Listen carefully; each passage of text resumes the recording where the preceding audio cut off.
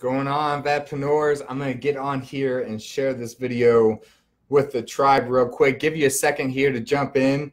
If you are watching a replay, you can easily just press fast forward for about 20 seconds and you'll be able to see me actually start talking about the content. I just always got to make sure this is shared to the group so that the group's able to jump in as well. All right, there we go. It's shared. Welcome, welcome, welcome. It's been a couple days since I've done a video. It's because 4th of July and family time and constant travel. Got back from Miami. I was down in Miami meeting with a private consulting client out there. I think we got some really solid work done. Shout out to Chaz Hickox of Crossbone Outfitters for having me out. Great time out there in Miami, helping him grow and scale his business by building a community. So as you all know by now, by watching my videos, you understand that I focus on the customer, on the audience, right? Because without the audience, without the customer, you don't have a business. All right? And a lot of people focus too much on how do we just get people to spend $1 versus how do you get people to believe in you? How do you get them to start to follow you and your mission and your company, not following a brand or a logo or a corporate message, but following you as an individual, because people buy from people, not from corporations. Hey, BJ. Hey, Ryan. Hey, Chris. Good to see all of you here. So I want to talk about real life versus technology. All right. So last video I did, we discussed the importance of technology when it comes to building a community. Right. When it comes to building a community and you've got technology, you've got Facebook groups, you've got LinkedIn groups, you've got meetups.com, you've got all kinds of opportunities to create online presence and online communities. The problem with online communities is that's just that, right? They are online. If you have online communities, you don't have an opportunity to connect face to face. I will tell you that Omari, myself, and Cortez have done events around the country. We've spoken in Dallas, in San Antonio. We're getting ready to go to San Diego. Omari and I are speaking in Killeen next week at an event put on by the Texas governor. The governor of Texas invited us out to an event where we'll be speaking at. So when I'm talking about real life versus technology, I'm talking about first, you need both of them. You don't need one or the other. It's just like saying, what do I need? Facebook or Instagram or LinkedIn or Twitter or Pinterest or whatever. You need all of them, right? There's not one right tool for every business. You need to leverage every tool that's available. Now, a lot of people start thinking about tools and they think about technology, right? What kind of social media management, CRM system, sales funnel creation, email marketing, like all that stuff. But you also have to remember that sometimes it's not the tool, it's the people. And in order to connect people, you need to start creating an environment for your customers and your audience and your clients to connect in person. Now, this is extremely easy for those that have local businesses. If you have a brick and mortar business, it's really easy to put on local events for your surrounding community and let people connect with each other, do parties and have get-togethers and have potlucks and all kinds of things. But if you're national, it's a little bit more challenging, but not impossible. So many of you who have been following me in the tribe lately, they know that today was actually huge news. Today, the big news, the really big news of today was the fact that we launched statewide chapters. So we're launching chapters across the United States. In every state that we find someone that wants to launch a chapter, we will be launching a chapter there. Right now, we've got Dallas, Texas reserved, and we've got San Diego reserved. We've got Virginia reserved, and we got about 20 other states waiting for final confirmation. But we're now launching local chapters. And the reason behind that is people want to connect in person with other people. All right, sometimes technology is just not enough. Sometimes they need that extra push to build that personal connection. Now, am I going to be at every single chapter, every single meeting? No, that's impossible. I can't clone myself that many times.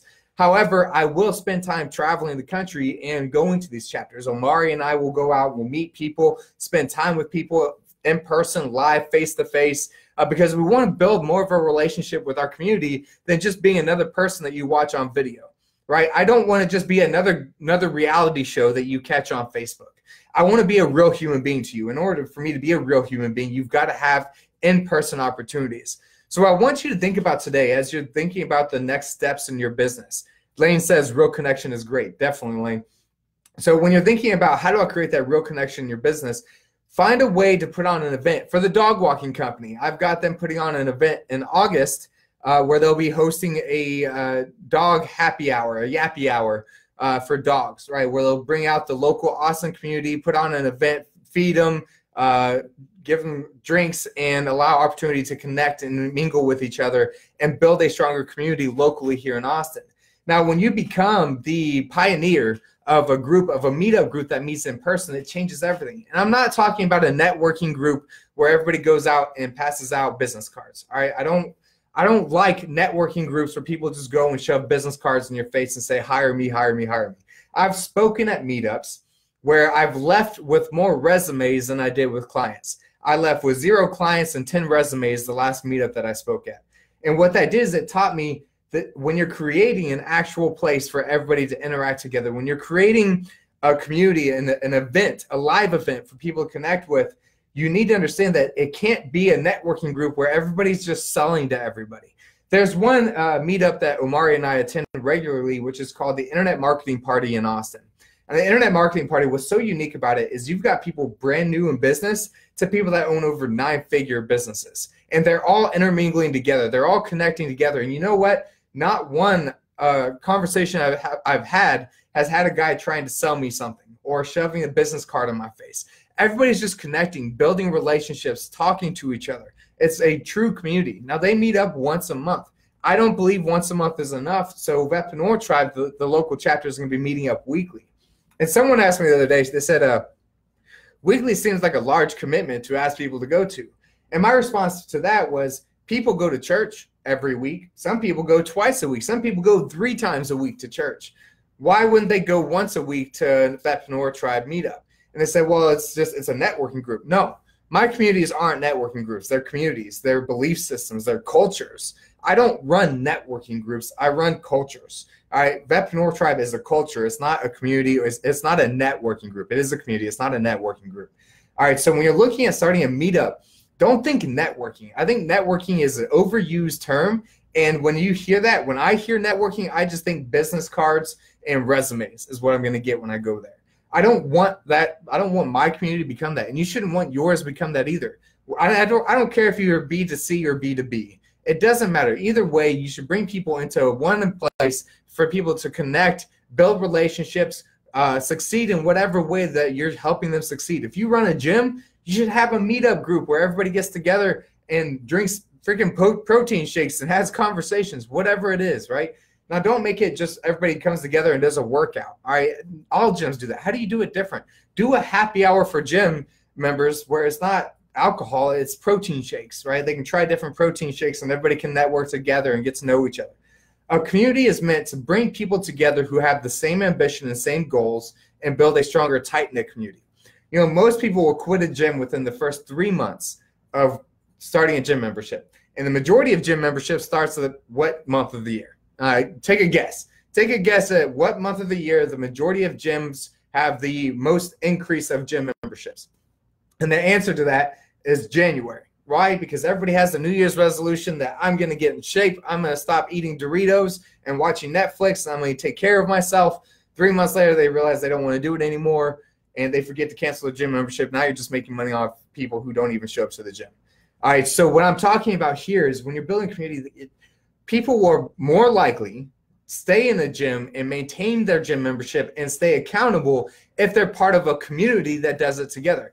I can't go to the gym by myself. I need someone to go with me because I don't like having to hold myself accountable. I can't hold myself accountable because I run a business, and my business and my 3 kids dominate my life. So I need help being held accountable, which means going to the gym with a partner, with a friend.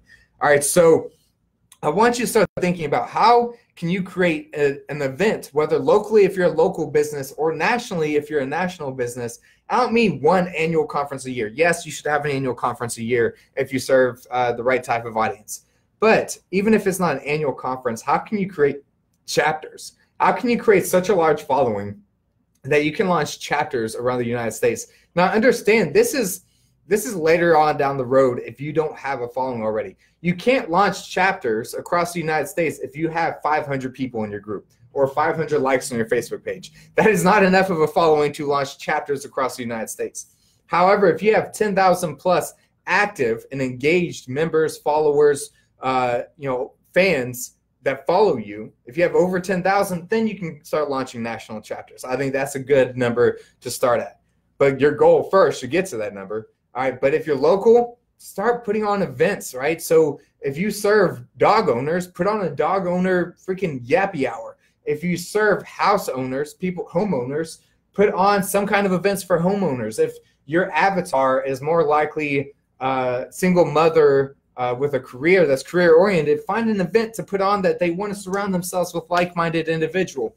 If you don't know what an avatar is, go to Vetpreneur Tribe, search Omari Broussard, and look for the avatar video. I promise you, you will be able to find an avatar video or documents or information in Vetpreneur Tribe. Again, go to Vetpreneur Tribe, search Omari, O-M-A-R-I. He's like one of the only 2 Omaris in the entire group. Look for the Broussard and look for the one that has something to do with avatar, and you'll find information on that. All right, but figure out who your avatar is. Find a way to create a local event for them to connect with each other, to build relationships together. Because as I always tell all of you, your customers are key. Your customers are the most important aspect of your entire business. Without your customers, you have no money, you have no business. Your customers need to feel like they're part of a culture, they're part of a community, they're part of something bigger than themselves. When they feel that way, your sales will increase, your loyalty will increase, and your fan base will definitely increase. You become an influencer when you stop trying to become an influencer. You'll become an influencer when you first become a leader. You become a leader by putting on events where you are connecting individuals together. If you watch Vetpreneur Tribe, you'll see the posts are changing from my team, and my team is posting in there asking you to comment with your business and like each other's businesses and buy from each other and support each other. And, you know, we're asking y'all to do that. We are now putting those posts inside of the tribe, getting my audience to interact together and support each other more actively.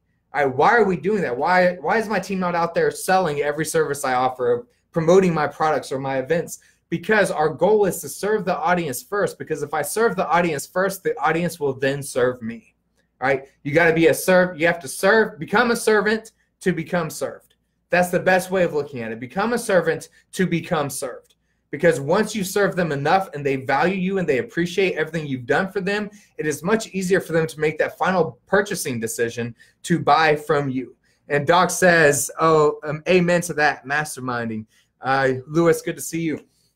All right, guys, that's my input for today. It's a little bit shorter of a video today. But start thinking about how do you become a servant and then expect to be served later. All right, so build that local community, build local meetups, actual events where people can connect in person, relate to each other in person, whether it's every quarter, every year, every week, every month. Find a way for your audience to come together. Even if you're a mechanic, even if you're a local mechanic, there's a way to do this. You just got to think outside the box. The most important thing, as I always say in business, the most important thing is not being better, is being different, being innovative. Find a way to do things that no one else has ever done. Now, the biggest pushback you're going to tell yourself, because everybody, the first thing you're going to think when you watch my videos is you're going to tell yourself an excuse. You're going to tell yourself why that won't work for you. I'm going to tell you this. If you can't think of someone who's tried to do this before, then you'll probably succeed. If you can think of someone that's tried to do this before but has failed, then you'll probably succeed. It's not about whether someone's done it before or not, or whether they failed or succeeded. It's about you as the business owner. You need to do something innovative. You need to do something different. You need to do something unique. And you need to remember that every single one of us, no matter who you serve, is serving the same exact avatar. That avatar is a human being, and every human being has the same exact pain point. They want to feel like they're part of a special club. Country clubs, yacht clubs, softball clubs, soccer clubs, baseball clubs, sports clubs, fantasy football, gambling. Like, everything is a club. Why? Because human beings are herd animals. We are herd animals. We are naturally, it's primitive instinct in us to be in a herd. That is what it's our primitive instinct. Right? So serve that primitive instinct. Create a herd, because we are herd animals. We are not lone wolves. All right? That's the information for today. Enjoy that. Take that. Build your business. Scale your business. Create a community. Serve an audience. Remember, become a servant, and you will become served. Later.